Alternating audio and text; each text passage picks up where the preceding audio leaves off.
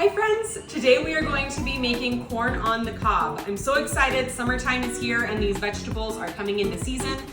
This is one of my favorite summer side dishes to make, and today we're going to be doing it on the Traeger. Just so you know, this does take a little more time than if you were going to do it in the microwave or in a boiling pot of water, but the flavor you get from even a grill, if you don't have a smoker, or just throwing it directly on the smoker in the husk, I think really makes the time investment worth it. I think it's gonna be great. We'll get started, we'll preheat the grill, and then we'll start making our garlic compound butter and prep the corn to go right on. All right, first things first, let's get our grill fired up. We're gonna set it to 250 degrees. If you're doing this on a traditional grill, I'd probably set it to a medium high, and it will cook on here for about an hour, so you'll want to adjust to whatever your grill does. We'll dial this up to 250, and that will go ahead and get the grill started while we finish prepping the corn. So in the pot, we have a half stick of butter, about 4 tablespoons, starting to melt down. We don't want this butter to boil or burn, so I have it just below medium, headed towards medium low. And then I'm going to add about a tablespoon of garlic. We like garlic around here, so go ahead, add that in. And you want it to melt together and get fragrant. Perfect, now while that butter has melted down, we turned the heat to low so that it can simmer and absorb all of that garlic without boiling or burning. While it's doing that, we're going to prep our corn. I am doing 2 corn on the cob with this, so remember 4 tablespoons, so about 2 tablespoons each. If you're cooking for a larger number of people, you can adjust the recipe to fit your needs. So to get started, you want to try and keep as many on as possible, but some of these outer ones, you don't really need to keep the husk on for. But we're gonna just peel back until we can get to this hair and pull it out. But you want it to kind of all stay at the bottom, so that way when you put on the butter, you can wrap up the husk around it and it really traps all that flavor in.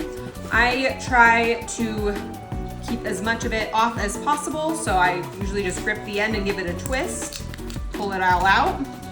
You can throw that away obviously, and then these littler pieces, I use my hand just kind of rubbing it around the sides. Once that garlic compound butter is ready, we'll drizzle it on, wrap it all up. Your corn should look something like this when you're ready to baste with butter, and then wrap it up and throw it onto the grill. Okay, so our butter and garlic, you can smell it as we have been prepping the corn husk, so we went ahead and pulled it off of the heat.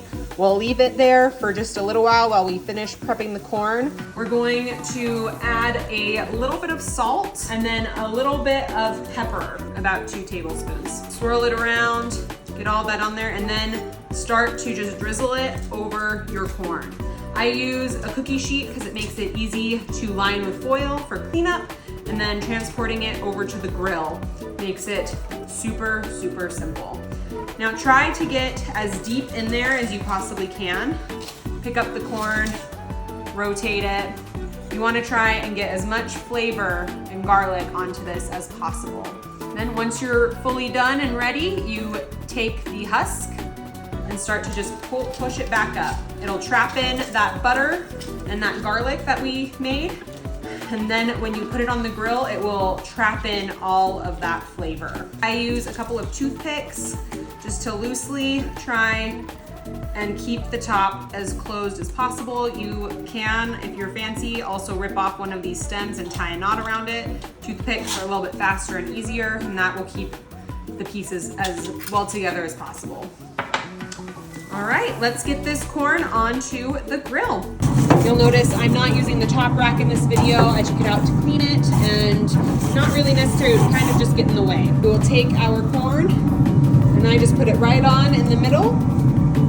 All right, our timer has gone off. I'm gonna just give this a quick little poke, and the fork goes right in so it's nice and cooked through. We took the husk off, and there was a little bit here on the end that didn't quite get as much of that butter because the husk was covering it. We pulled out the butter that we set aside, that we compounded earlier. Go ahead and slather that on, and there you go. Add it to a corn tray or however it is you want to serve your meal.